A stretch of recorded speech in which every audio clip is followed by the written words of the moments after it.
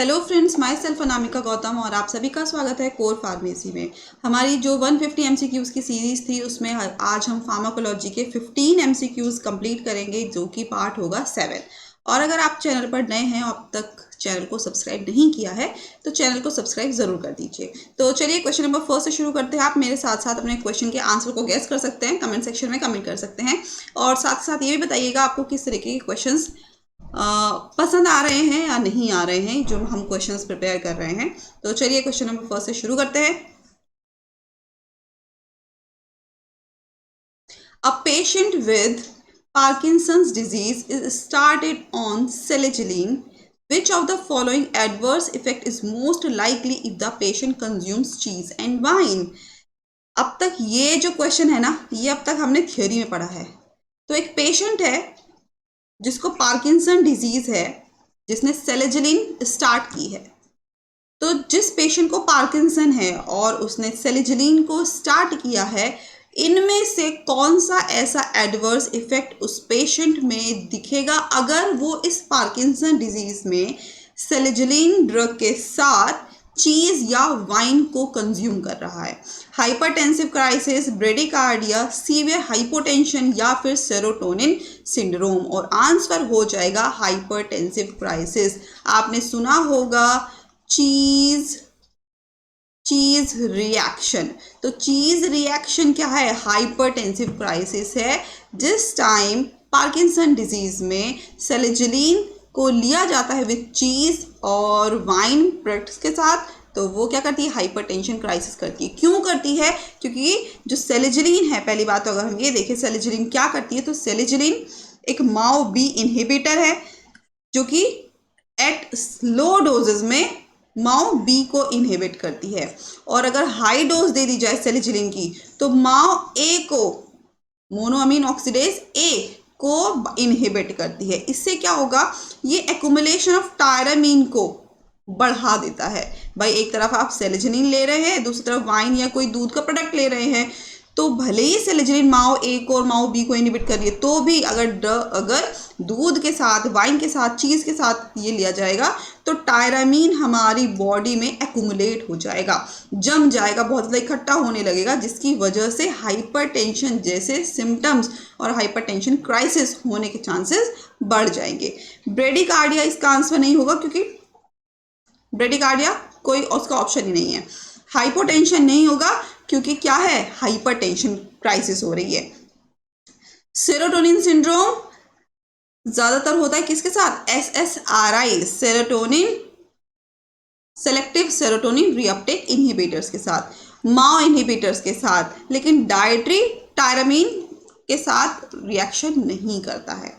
Okay, next question है, which drug is most likely to precipitate bronchospasm in a patient with asthma despite being used for cardiovascular benefit?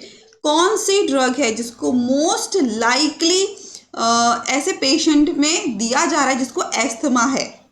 ठीक है, या फिर कह रहे हो कि ऐसी ड्रग जो कि एस्थमा का पेशेंट ले रहा है और उसको ब्रोंकोस्पाज्म हो रहा है और उसी पेशेंट को क्या है? कार्डियोवास्कुलर बेनिफिट के लिए वो यूज कर रहा है। ठीक है, ऐसे समझ लो ये कोई पेशेंट है, ठीक है, जिसको क्या है? एस्थमा है।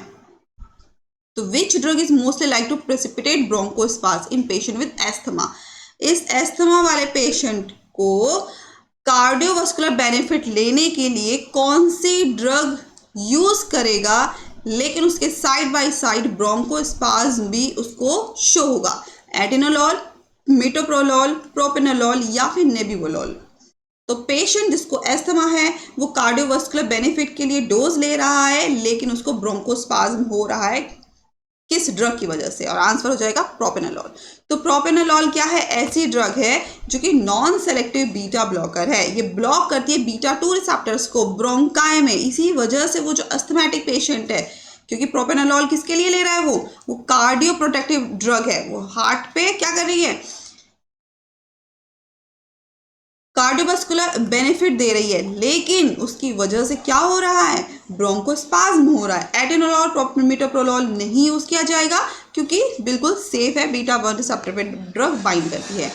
नेबिवोलोल इसका आंसर नहीं होगा क्योंकि बीटा 1 सिलेक्टिव है, लेकिन कोई नाइट्रस ऑक्साइड रिलीज नहीं होता है, कोई रिस्क ऐसा नहीं है। Next question, in a patient on digoxin which electrolyte imbalance most increase the risk of arrhythmia। एक पेशेंट है डिजॉक्सिन पे, ठीक है, एक पेशेंट है जो डिजॉक्सिन ले रहा है, तो कौन सा इलेक्ट्रोलाइट इम्बैलेंस ज़्यादातर देखा जाएगा अरिथमियाज के रिस्क में, अरिथमियाज का रिस्क बढ़ जाएगा इलेक्ट्रोलाइट इम्बैलेंस होने की वजह से, जो कि डिजॉक्सिन ले रहा है। हाइपरकैलेमिया, हाइपोकैलेमिया, हाइपरनेट्रीमिया या फिर हाइपर मैग्नीशियमिया। तो कौन सा इलेक्ट्रोलाइट इम्बैलेंस होगा जो कि अरिथमिया के रिस्क को बढ़ा देगा उस पेशेंट में जो डिजॉक्सिन ले रहा है? आंसर हो जाएगा हाइपोकैलेमिया। हाइपो का मतलब होता है कम और कैलेमिया के मतलब होता है पोटेशियम, तो पोटेशियम की क्या हो जाएगी? कमी हो जाएगी ऐसे पेशेंट में जो कि डिजॉक्सिन ले रहा है, और इलेक्ट्रोलाइट की इम्बैलेंस हो जाएगी जो कि अरिथमिया का रिस्क बढ़ा देगी। तो डिजॉक्सिन का अगर हम मैकेनिज्म ऑफ एक्शन समझे तो डिजॉक्सिन क्या करती है? सोडियम पोटेशियम एटीपीएस पंप को इनहिबिट करती है। जब सोडियम एटीपीएस पंप इनहिबिट होगा तो एक्स्ट्रा सेलुलर पोटेशियम क्या हो जाएगा? कम हो जाएगा, जिसकी वजह से जो डिजॉक्सिन है वो बाइंड करेगा इन पंप्स पे, तो लेस कंपटीशन होगा पोटेशियम बाइंडिंग साइट पे। इसी वजह से जो डिजॉक्सिन है उसका हमें देखने के लिए मिलता है कि जो इंट्रासेलुलर कैल्शियम है वो भी कहीं ना कहीं बढ़ जाएगा, मेम्ब्रेन इनस्टेबिलिटी हो जाएगी और इसकी वजह से अरिथमिया जैसी कंडीशन होगी। ठीक है, अगर आपको डीपोलराइजेशन रीपोलराइजेशन का कुछ थोड़ा सा आइडिया है तो यहाँ पे आप समझ रहे होंगे कि जिस टाइम सोडियम इनफ्लक्स करता है तो पोटेशियम आउटफ्लक्स करता है, उसी के बिहाफ पे कैल्शियम एंटर करते हैं और क्लोराइड्स आउटफ्लक्स करते हैं। और यही चीज़ क्या, और ये डिजॉक्सिन क्या कर रहा है? इसको बैलेंस कर रहा है। सोडियम पोटेशियम एटीपीएस पंप को जब इनहिबिट करेगा तो इनहिबिट करने की वजह से पोटेशियम अंदर का अंदर रुक जाएगा, जिसकी वजह से एक्स्ट्रा सेलुलर पोटेशियम कम हो जाएगा क्योंकि बाहर ही नहीं निकल पा रहा है, लेस इसका क्या हो जाएगा? कंपटीशन होगा पोटेशियम बाइंडिंग के साथ, जिसकी वजह से कैल्शियम जो होगा वो अंदर का अंदर रह जाएगा, इनफ्लक्स का अंदर रह जाएगा, इंटरसेलुलर सेल मेम्ब्रेन पे ज़्यादा रह जाएगा, जिसकी वजह से अरिथमिया कॉज होगा। ओके, नेक्स्ट है हाइपरकैलेमिया। इसका आंसर नहीं होगा, क्यों? क्योंकि एक्यूट डिजॉक्सिन कॉज, अगर एक्यूट डिजॉक्सिन की बात की जाए, डिजॉक्सिन को कम लिया जाए, देन हाइपरकैलेमिया ये होता है ओवरडोज में। हाइपरकैलेमिया में बी सीन, इसमें हाइपरकैलेमिया दिखता है लेकिन एक्चुअली रिड्यूसेस डिजॉक्सिन बाइंडिंग की। हाइपरकैलेमिया अगर होगा तो डिजॉक्सिन इतना ज़्यादा बाइंड नहीं कर पाएगा क्योंकि उसकी बाइंडिंग साइट क्या होगी? वो ज़्यादा बाइंड करेगा ये। लेकिन डिजॉक्सिन अगर पोटेशियम एटीपीएस पंप की बात करें तो हाइपोकैलेमिया की केस में पोटेशियम बाइंडिंग साइट पे इसका बाइंडिंग साइट कम होगी। नेक्स्ट है हाइपरनेट्रीमिया। अब इसका कोई इंट्रैक्शन नहीं देखा जाता है सोडियम पे। हाइपर मैग्नीशियमिया, इट कॉजेज हाइपोमैग्नीशियमिया, मैग्नीशियम का लेवल कम होगा, लेकिन डिजॉक्सिन के केस में नहीं होगा। नेक्स्ट क्वेश्चन है, which of the following antibiotics acts by binding to the 50S ribosomal sub unit and inhibiting peptidyl transferase activity. तो कौन सा नीचे दिया गया ऐसा एंटीबायोटिक है जो कि एक्ट करता है 50S राइबोसोमल सब यूनिट पे बाइंड करके इनहिबिट करता है पेप्टिडाइल ट्रांसफेरेज की एक्टिविटी को? तो मैकेनिज्म ऑफ एक्शन यहाँ बताया गया, आपको ड्रग बतानी है कि इस मैकेनिज्म ऑफ एक्शन पे कौन सी ड्रग बाइंड कर रही है। लाइनजोलाइड, क्लोरेमफेनिकॉल, क्लिंडामाइसिन या फिर एजिथ्रोमाइसिन, और आंसर हो जाएगा क्लोरेमफेनिकॉल। तो क्लोरेमफेनिकॉल क्या करती है? 50S राइबोसोम को बाइंड करती है माइक्रोब्स की और इनहिबिट करती है पेप्टिडाइल ट्रांसफेरेज एक्टिविटी, जिससे क्या होगा? पेप्टाइड बॉन्ड का फॉर्मेशन इनहिबिट हो जाएगा, जो चेन बढ़ रही है बैक्टीरिया की, प्रोटीन की जो चेन बढ़ रही है बैक्टीरिया की वो इनहिबिट हो जाएगी। और ये जो ड्रग क्लोरेमफेनिकॉल है ये ब्रॉड स्पेक्ट्रम कैटेगरी को बिलोंग करती है, but use limited due to toxicity, ये टॉक्सिसिटी कॉज करती है। कमेंट सेक्शन में मुझे बताओ ये कौन कौन सी टॉक्सिसिटी कॉज करती है। सबसे मेजर टॉक्सिसिटी कौन सी? आपने सुना भी होगा, ग्रे बेबी सिंड्रोम। और एडवर्स इफेक्ट की बात की जाए तो बोन मैरो सप्रेशन कॉज करती है, ए प्लास्टिक एनीमिया कॉज करती है, ग्रे बेबी सिंड्रोम कॉज कर सकती है। तो ये इसके एडवर्स इफेक्ट है। कभी कभी एडवर्स इफेक्ट से भी क्वेश्चन पूछ लिया जाता है, तो आपको पता होना चाहिए। लाइनजोलाइड क्यों नहीं है? क्योंकि बाइंड तो ये 50S पे कर रही है, लेकिन प्रिवेंट करती है इनिशिएशन कॉम्प्लेक्स को, ट्रांसफेरेज एंजाइम को इनहिबिट नहीं करती है। क्लिंडामाइसिन क्या कर रही है? इनहिबिट कर रही है ट्रांसलोकेशन स्टेप को 50S के। और एजिथ्रोमाइसिन, मैक्रोलाइड जैसे कि एग्जांपल है, ये इनहिबिट करते हैं ट्रांसलोकेशन को। बैक्टीरिया की जो चेन बन रही है, ट्रांसलोकेशन है ना, ट्रांसक्रिप्शन ट्रांसलोकेशन याद आया, इसको इनहिबिट करती है। नेक्स्ट क्वेश्चन है, which of the following opioid is least likely to cause miosis? कौन सा नीचे दिया गया ओपियोइड जो कि मायोसिस कॉज करता है, एटलीस्ट मायोसिस? ठीक है, मॉर्फिन, कोडीन, मेप्रिडीन या फिर फेंटानाइल। तो कौन सा ओपियोइड ड्रग है जो कि कम से कम मायोसिस कॉज करता है? आंसर हो जाएगा मेप्रिडीन। क्यों मेप्रिडीन? क्योंकि मॉर्फिन, कोडीन, फेंटानाइल ये बहुत ज्यादा मायोसिस कॉज करते हैं। मेप्रिडीन कहीं ना कहीं क्या करता है? माइड्रियासिस कॉज करता है। मायोसिस का मतलब है जो प्यूपिल का साइज कॉन्ट्रैक्ट हो जाता है, छोटा सा हो जाता है, और माइड्रियासिस का मतलब जो प्यूपिल का साइज, आंखों का साइज क्या हो जाता है? बड़ा हो जाता है। इसीलिए जो मेप्रिडीन है, मेप्रिडीन की जो टॉक्सिसिटी है वो क्या होता है? डिफरेंट तरीके से ओपियोइड की पॉइजनिंग को शो करता है। नेक्स्ट क्वेश्चन है, a patient receiving isoniazid develop peripheral neuropathy, this is prevented by. एक पेशेंट है, उसने आइसोनियाजिड ड्रग ली है, ठीक है। कमेंट सेक्शन में मुझे बताओ आइसोनियाजिड किस चीज़ के लिए यूज़ की जाती है। तो एक पेशेंट है जिसने आइसोनियाजिड ड्रग को रिसीव किया है, लिया है, उसमें डेवलप हो गई है पेरिफेरल न्यूरोपैथी। तो ये जो पेरिफेरल न्यूरोपैथी डेवलप हो गई है आइसोनियाजिड की वजह से, ये प्रिवेंट होती है किसके द्वारा? विटामिन B6 के द्वारा, विटामिन B12 के द्वारा, फॉलिक एसिड या फिर विटामिन C। और आंसर हो जाएगा विटामिन 6, पायरिडॉक्सिन जिसको बोलते हैं। तो ये प्रिवेंट होती है किससे? पायरिडॉक्सिन। क्यों? रीजन क्या है? तो जो आइसोनियाजिड है वो रिएक्ट करती है पायरिडॉक्सल फॉस्फेट, जो एक्टिव B6 पार्ट है उसके साथ ये रिएक्ट करती है, ठीक है, और डिप्लीट करती है विटामिन B6 को, जिसकी वजह से क्या होगा? B6 क्या हो जाएगा? कम हो जाएगा। जब B6 कम हो जाएगा तो न्यूरोट्रांसमीटर की जो सिंथेसिस है वो भी बहुत कम हो जाएगी। इसकी वजह से पेरिफेरल न्यूरोपैथी हो रही है। और पेरिफेरल न्यूरोपैथी में क्या हो रहा है? हाथ ऐसा लग रहा है सुन्न हो जा रहे हैं, टिंगलिंग हो रही है, ऐसा लग रहा है कि करंट जैसा लग रहा है, ऐसा लगे हाथ में बहुत जलन हो रही है, हाथ पैरों में। तो ये सब रिएक्शन देता है, और इसकी जो प्रिवेंशन है वो विटामिन B6 की वजह से होती है। क्यों? क्योंकि अगर हम B6 तो यहाँ पर कम हो रहा है सोनियाजिड की वजह से, लेकिन अगर B6 के सप्लीमेंट्स लिए जाएं तो ये tingling, numbness, burning in hand and feet ये नहीं होगा। B12 डेफिशिएंसी ये भी होती है, लेकिन आइसोनियाजिड के साथ नहीं होती है। फॉलिक एसिड की डेफिशिएंसी ये मेगालोब्लास्टिक एनीमिया में होती है, आइसोनियाजिड के केस में नहीं होती है। विटामिन C तुम्हारा एंटीऑक्सीडेंट, ये तो हेल्प करेगा कोलेजन सिंथेसिस को, आयरन की ऑब्जॉर्प्शन में। ओके, नेक्स्ट क्वेश्चन है, which of the following is the drug of choice for malignant hyperthermia? कौन सा नीचे दिया गया ड्रग है जो कि मेलिग्नेंट हाइपरथर्मिया में चॉइस है, बेस्ट चॉइस? डायज़ापाम, डेंड्रोलिन, हेलोथेन या फिर सक्सिनाइल कोलिन। और आंसर हो जाएगा डेंड्रोलिन। तो डेंड्रोलिन क्या है? मेलिग्नेंट हाइपरथर्मिया में ड्रग ऑफ चॉइस है। मेलिग्नेंट हाइपरथर्मिया का क्या मतलब है? जब हमारा सार्कोप्लाज्मिक रेटिकुलम बहुत ज़्यादा कैल्शियम रिलीज करता है, ठीक है, तो ये किसकी वजह से हो रहा है? हेलोथेन और सक्सिनाइल कोलिन की वजह से। अब ज़्यादा कैल्शियम हो रहा है तो क्या होगा? डेंड्रोलिन देनी पड़ेगी। क्यों देनी पड़ेगी? क्योंकि डेंड्रोलिन क्या करेगा? कैल्शियम के रिलीज को इनहिबिट करेगा और राइनोडिन रिसेप्टर पे बाइंड करेगा, जिसकी वजह से जो कैल्शियम का बहुत ज़्यादा रिलीज बढ़ रहा है, बहुत ज़्यादा कॉन्ट्रैक्शंस हो रहे हैं, उसको इनहिबिट करेगा। डायज़ापाम इस केस में नहीं दी जाएगी क्योंकि गाबार्जिक इनहिबिशन को एनहांस करता है, एंजाइटी, सीजर, मसल स्पाज्म में यूज़ करते हैं, MH में नहीं। हेलोथेन की बात की जाए तो ये ट्रिगर करता है MH, ठीक है, मेलिग्नेंट हाइपरथर्मिया को ये और ज़्यादा बढ़ा देगा, तो ट्रीट तो बिल्कुल भी नहीं कर रहा है। और सक्सिनाइल कोलिन ये तो डीपोलराइजिंग मस्कुलर ब्लॉकर है जो कि MH को ट्रिगर करती है, ट्रीट नहीं करती है। नेक्स्ट क्वेश्चन है, which anti epileptic drug acts by irreversible inhibition of GABA transaminase? कौन सा ऐसा एंटी एपिलेप्टिक ड्रग है जो कि इरिवर्सिबली गाबा ट्रांसमिनेज को इनहिबिट करता है?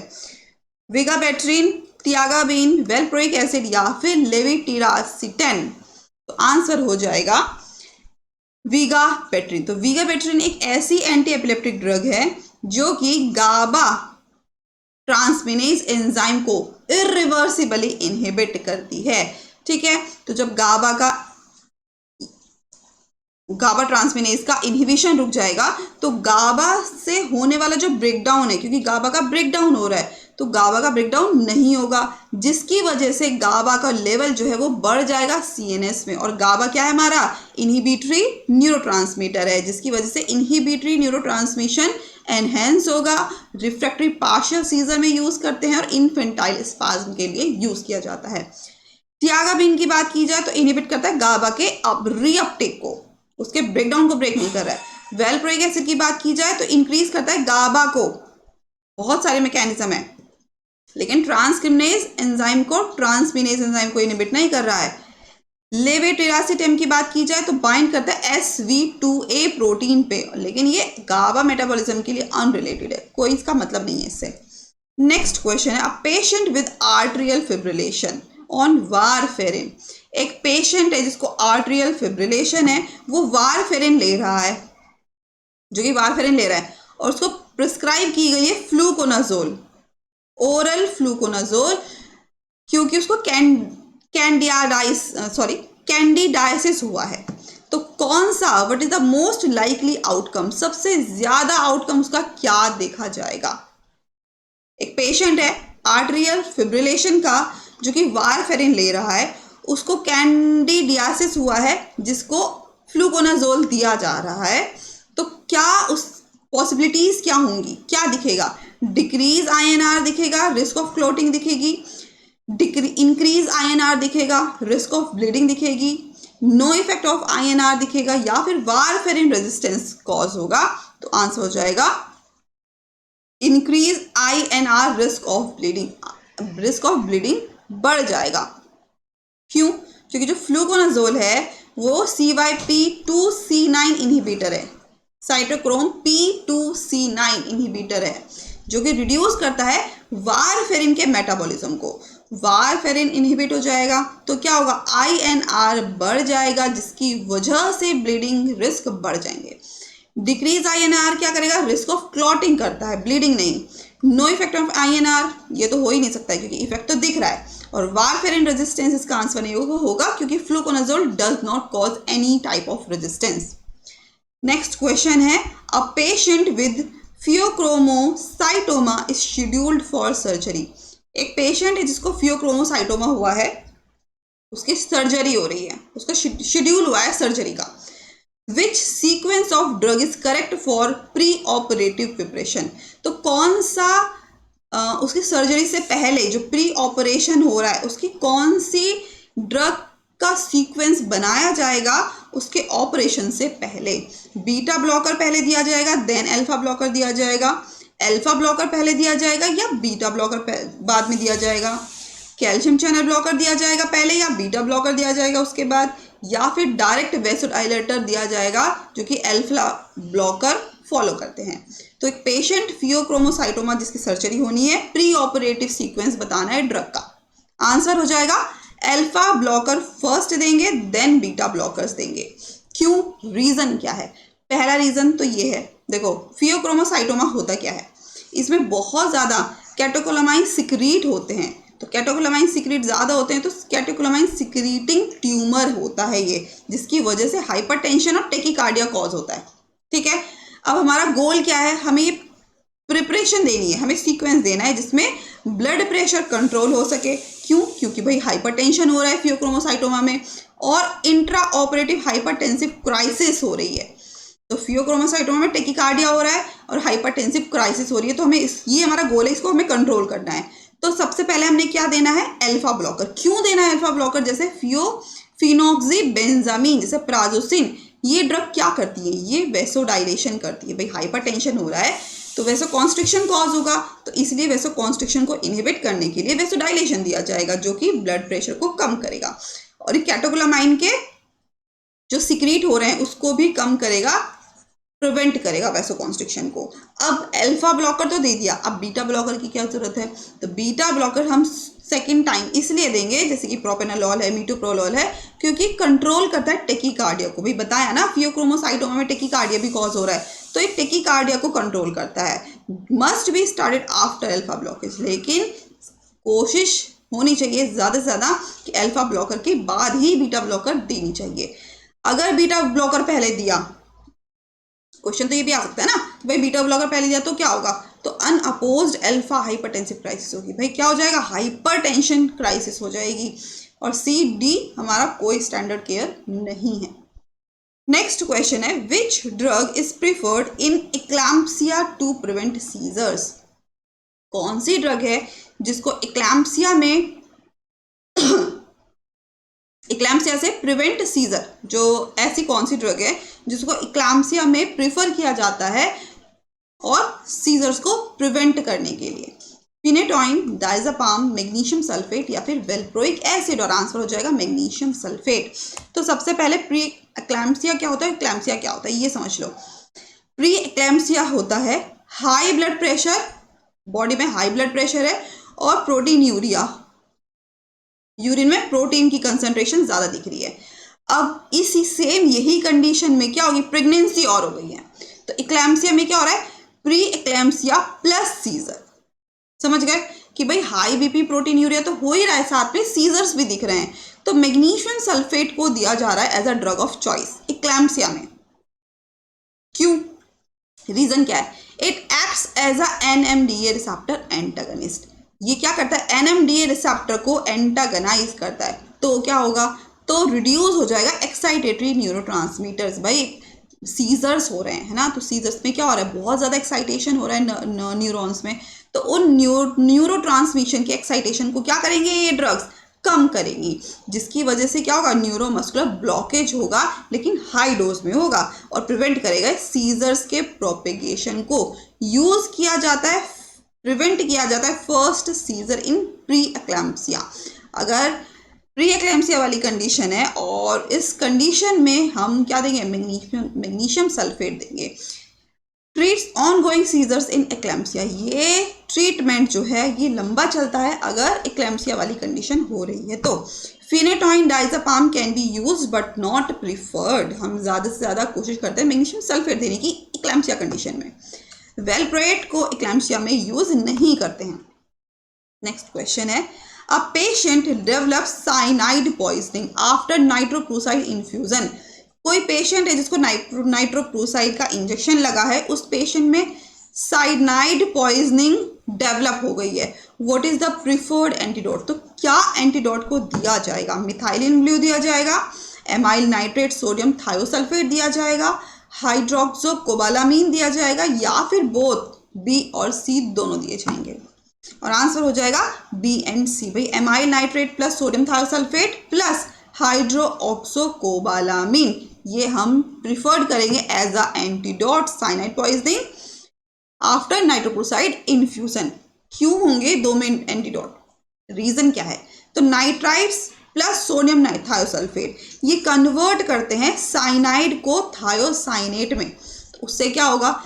उससे जो साइनाइड है वो जल्दी से जल्दी यूरिन के थ्रू हमारी बॉडी से निकल जाएगा। और हाइड्रोक्सोकोबालामीन हम क्यों दे रहे हैं?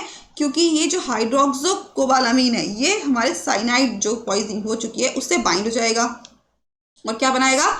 साइनोकोबालामीन, जो कि बॉडी से अगर एक्सक्रीट हो रहा है तो सेफ एक्सक्रीशन करेगा। कहने का मतलब दोनों ही एक्सक्रीशन को बढ़ा रही है, यूरिन से साइनाइड की पॉइजनिंग को एक्सक्रीट आउट कर रहे हैं। मिथाइलिन ब्लू हमारी एक डाई है जो कि एंटीडोट है मैथिमोग्लोबिनीमिया में। ठीक है, तो मिथाइल ब्लू हमारा इसमें इसका एंटीडोट है। नेक्स्ट क्वेश्चन है, which anti hypertensive is contraindicated in pregnancy? कौन सी एंटी हाइपरटेंसिव है जो कि प्रेगनेंसी में कॉन्ट्राइंडिकेटेड है, नहीं देनी है? मिथाइल डोपा, हाइड्रोलाजीन, लेबिटालॉल या फिर एसीई इनहिबिटर? आंसर हो जाएगा एसीई इनहिबिटर। जितने भी एसीई इनहिबिटर्स हैं, एआरबीज हैं, कैटेगरी को बिलोंग करती हैं जो ड्रग्स, उनको बिल्कुल भी नहीं देना है प्रेग्नेंट वुमेन के अंदर। क्यों? क्योंकि फीटल रीनल फेलियर कॉज कर सकती हैं ओलिगोहाइड्रोमिनोज कॉज कर सकती हैं, जो एमनियोटिक फ्लूइड है फीमेल्स के अंदर जहाँ पर वूम बन रहा है उसको कम कर सकती हैं।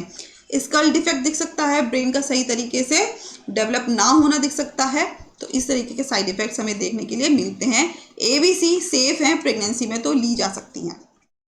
नेक्स्ट क्वेश्चन है, which antiplatelet drug acts by irreversible inhibition of platelet ADP receptor P2Y12?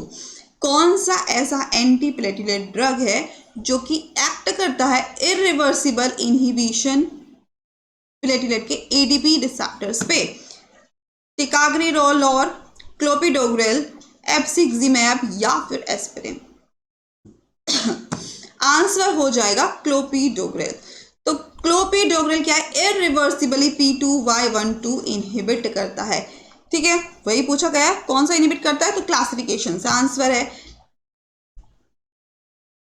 टिकाग्रिलोर, ये रिवर्सिबल P2Y12 इनहिबिटर है, तो रिवर्सिबल की बात की जाएगी तो टिकाग्रिलोर है। और एप्सिक्जिमैब हमारा glycoprotein second B third A को ब्लॉक करता है, और एस्पिरिन हमारा कॉक्स इनहिबिटर है। और इस सेशन का लास्ट क्वेश्चन है, a patient with tuberculosis on rifampicin and isoniazid develops hepatitis. एक पेशेंट है जिसको टीबी हुआ है, जो कि रिफैम्पिसिन भी यूज कर रहा है और आइसोनियाजिड भी यूज कर रहा है। एक वेल नोन डायग्नोस ट्रीटमेंट है रिफैम्पिसिन और आइसोनियाजिड, लेकिन क्या डेवलप हो रही है, हेपेटाइटिस हो रही है। तो कौन सी drug, which drug is most likely responsible, तो कौन सी ड्रग है जो कि सबसे ज्यादा रिस्पॉन्सिबल है, रिफैम्पिसिन, आइसोनियाजिड, पायराजिनामाइड या फिर इथैम्ब्यूटॉल? आंसर हो जाएगा पायराजिनामाइड। क्यों, देखो अगर हम इन तीनों की बात करें, आइसोनियाजिड, रिफैम्पिसिन और पायराजिनामाइड, ये तीनों की तीनों क्या है, हिपैटोटॉक्सिक ड्रग है। ठीक है, तो तीनों की तीनों हिपैटोटॉक्सिक ड्रग है। और मोस्ट हिपैटोटॉक्सिक की बात की जाए तो पायराजिनामाइड। इथैम्ब्यूटॉल रियरली कॉज हिपैटोटॉक्सिसिटी, तो मेनली ऑप्टिक न्यूराइटिस कॉज करता है, ज्यादा नहीं। पूछा ही यही गया था कि अ patient with tuberculosis on rifampicin and isoniazid develops hepatitis, तो कौन सी ड्रग है जो कि इन सब में सबसे ज्यादा रिस्पॉन्सिबल है इस साइड इफेक्ट्स के लिए, तो पायराजिनामाइड। तो यहाँ पर हमारे 15 क्वेश्चन कंप्लीट होते हैं। आई होप आपको ये क्वेश्चन आगे हेल्प करेंगे फर्दर कहीं एग्जाम में, यूनिवर्सिटी या कॉम्पिटिटिव एग्जाम में। और अगर आपने हमारे चैनल को अब तक लाइक शेयर सब्सक्राइब नहीं किया है तो लाइक शेयर सब्सक्राइब ज़रूर कर दें, क्योंकि हम आने वाली क्लासेस में और MCQs लेकर आएंगे और हम थियोरी क्लास को भी स्टार्ट करने वाले हैं। टेलीग्राम, फेसबुक और इंस्टा को अगर ज्वाइन नहीं किया है तो उसको भी ज्वाइन कर दीजिए, डिस्क्रिप्शन पर मैंने लिंक रख दिए हैं। Thank you so much, take care, bye bye.